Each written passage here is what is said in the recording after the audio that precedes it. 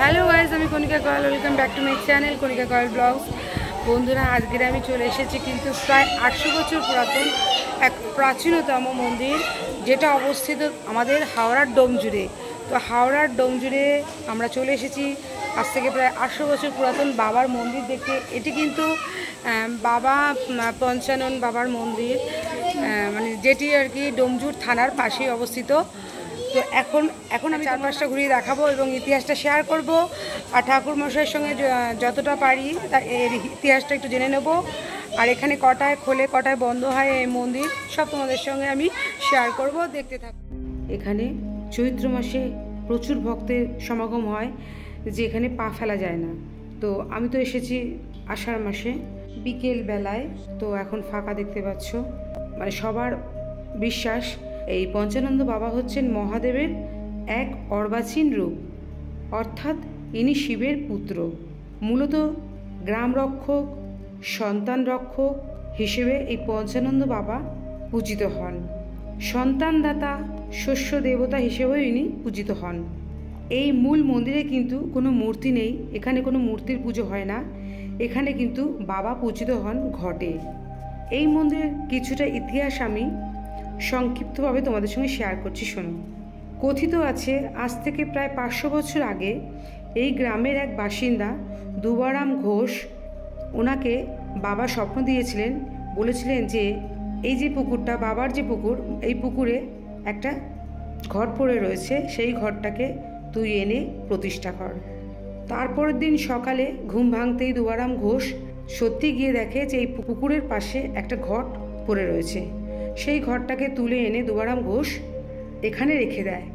কিন্তু এত গরিব ছিল দুবারাম ঘোষ যে এই ঘটের প্রাণ প্রতিষ্ঠা কেমন করে করবে, কি করে নিত্য পূজার আয়োজন করবে, তার মাথাতে কাজ করছিল না।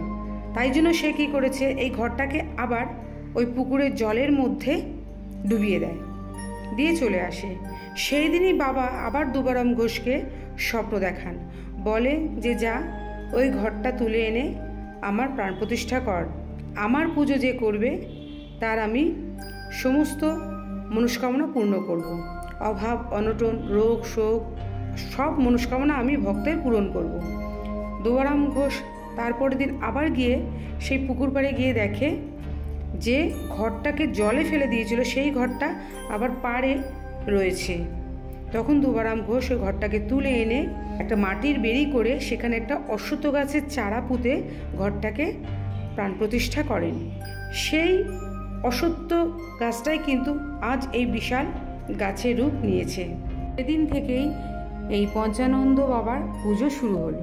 দুবারাম ঘোষ যেদিন ঘটের প্রাণ প্রতিষ্ঠা করেন, ঠিক সেই দিনই কিন্তু বাবা পঞ্চানন্দ তাকে আবার রাতে স্বপ্ন দেখান, বলেন আমার এই স্থানের মাটি যে রোগীকে গায়ে মাখানো হবে বা পঙ্গুকে গায়ে মাখানো হবে, তার পঙ্গুত্ব ভালো হয়ে যাবে, সেই রোগীর রোগ ভালো হয়ে যাবে।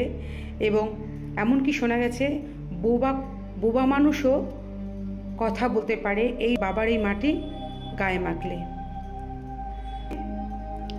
এই মাটি বহু ভক্তের রোগ মহারোগ নিরাময় করেছেন।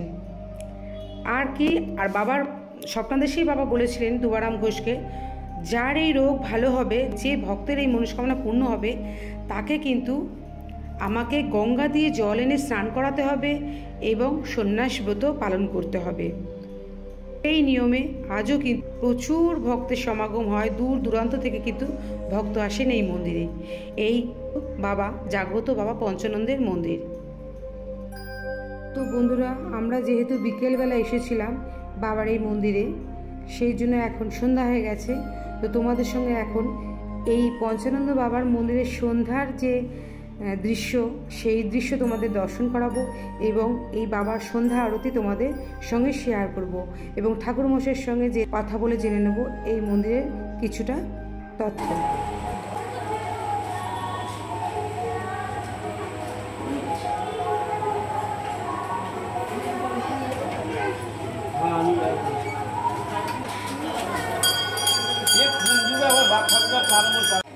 এখানে মোটামুটি ধরুন সকাল 10-11টা ধরে পুজো মিছিল হবে, 2:30-3 পেয়ে যায় শনি মঙ্গলবার হলে। এমনি তো 2টো বাজবি। আর আর বলছি এই যে বাবা, এটা তো বাবা পঞ্চানন বাবা, মানে মূর্তি নেই বাবার। এই যে ঘটে, এই ঘরটাই প্রায় 800 বছর পুরাতন না? প্রায় মানে গাছে গাছে। ধন্যবাদ। আর এখানে মানে আসতে গেলে ঠাকুরমশাই কলকাতা দিয়ে বা দূর দিয়ে যারা আসবে তারা কি করে আসবে, একটু যদি অ্যাড্রেসটা ঠিকানাটা বলেন। হ্যাঁ, ঠিকানাটা। তারা তো মানে যোদ্ধা যারা সব জেনেই যাচ্ছে, তার ঠাকুমা দাদু এইসব এসেছে, প্রত্যেক বাচ্চাদের নিয়ে আসে। আর জানেন যতটা জানেন আমার বাবারা জানেন আপনার কোনো মনস্কামনা পূর্ণ হয়েছে কিনা? মনস্কামনা তো সবারই পূর্ণ হয় বলে এখানে এটা ভক্তদের কাছে যদি শেয়ার করে। তো অনেক ভক্তরা এখানে চৈত্র মাসে পুরো দোর ধরে এখানে পড়ে থাকে। এই মানে কি বলবো ওটা, নীল ষষ্ঠী, তারপরে আপনার যেগুলো হয় বাবার মাটি বলতে কোন মাটি বোঝায়? ওই তো এই মাটি নিয়ে। আচ্ছা, অ্যাড্রেসটা বলে দিন। হাওড়া থেকে আপনার বেহালা থেকে হাওড়া আসবেন, হাওড়া থেকে ডুমজুর বলবেন ডুমজুর বাস চলছে 63, ওখান থেকে আপনার এখানে কাউকে বলবেন পঞ্চমতলা আসবে, পঞ্চমতলা মানে টোটো বা অটো ধরে আসতে হবে? পঞ্চমতলা, টোটো বা অটো লাগবে। আচ্ছা, 63 বাস, 63 বাস স্ট্যান্ড। এই মাটি কিন্তু বাবার ধামের এই মাটি যে ভক্ত নিয়ে যায় এবং রোগ নাড়া হলে এই মাটি গায়ে লাগালে তার রোগ কিন্তু সেরে যায়।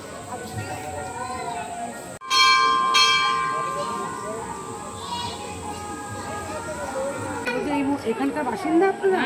তা এখানে বাবা যে কতটা জাগ্রত, এটা যদি আপনারা একটু শেয়ার করেন। বলতে পারবো, মানে আপনার যা যা ঘটেছে, আপনার মনস্কামনা পূর্ণ যা হয়েছে, বা আপনার ছেলে বউ বা যতটা জানেন আপনাদের ব্যক্তিগত জীবনে যতটা আর কি পূর্ণ হয়েছে।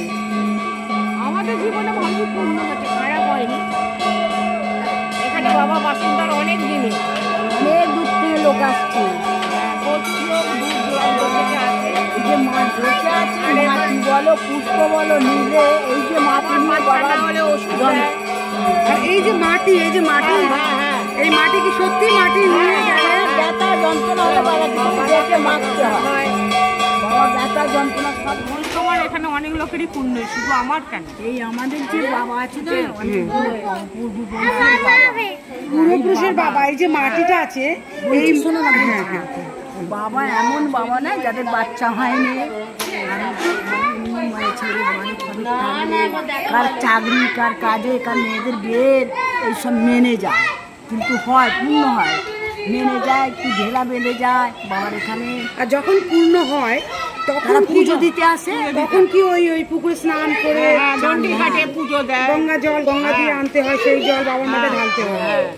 বাবার জল আবার সেই তোমার সালকে গঙ্গা থেকে নেই, সেই চাঁচর একটা মেলা হয়। বন্ধুরা, এখন পঞ্চানন্দ বাবার সন্ধ্যা আরতি শুরু হয়েছে, তো চলো আমিও সেই সন্ধ্যা আরতি দর্শন করি এবং তোমাদেরকেও দর্শন করাই।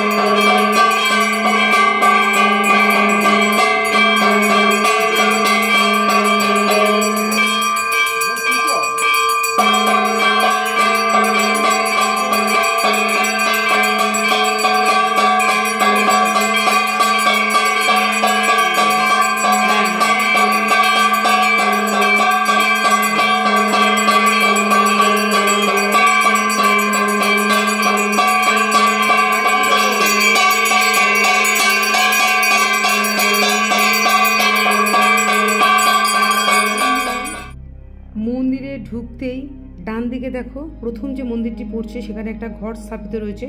এখানে কিন্তু প্রথম কিঞ্চানন্দ বাবাকে রেখেছিল, তারপরে কিন্তু আবার জলে ফেলে দেয়। জলে ফেলে আবার যখন স্বপ্নাদেশ পায় তখন আবার কিন্তু ওই বেদির উপরে বাবাকে স্থাপন করে। আর এই যে দেখতে পাচ্ছ ডান দিকে যে একটা বিশাল নাট মন্দির সহ কৃষ্ণ মন্দির রয়েছে, রাধাকৃষ্ণের মন্দির রয়েছে। এখানে কিন্তু রাধাকৃষ্ণের পুজো দেওয়া হয়।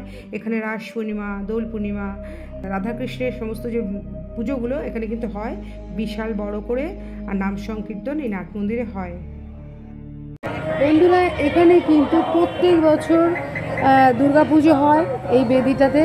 এই যে মন্দিরটা দেখতে পাচ্ছ এখানে কিন্তু প্রত্যেক বছর দুর্গাপুজো হয়। আর বন্ধুরা আজকের ভিডিওটা তোমাদের যদি ভালো লেগে থাকে দেখার পর, তাহলে অবশ্যই কিন্তু এই মন্দিরে চলে আসতে পারো, চলে এসে বাবাকে দর্শন করতে পারো এবং বাবার পুজো করতে পারো। আর যদি ভালো লাগে তাহলে অবশ্যই একটা লাইক করে দিও, কমেন্টে বলো কেমন হয়েছে, আর প্রচুর শেয়ার করে দিও, কারণ অনেক লোকেরাই কিন্তু জানে না অনেকটা ভেতরে এই মন্দিরটা। এত প্রাচীনতম মন্দির, 800 বছর প্রায় পুরাতন এই মন্দির। তো অবশ্যই শেয়ার করে দিও। আর নতুন বন্ধুরা যারা এখন আমাকে সাবস্ক্রাইব করেনি তারা প্লিজ আমার চ্যানেলটিকে সাবস্ক্রাইব করে পাশের বেল আইকনটা অন করে দিও, কারণ আমি যা যা ব্লগ করবো তা সরাসরি তোমাদের কাছে চলে যাবে। তো আমি কিন্তু চলে যাব আমার বাড়ি।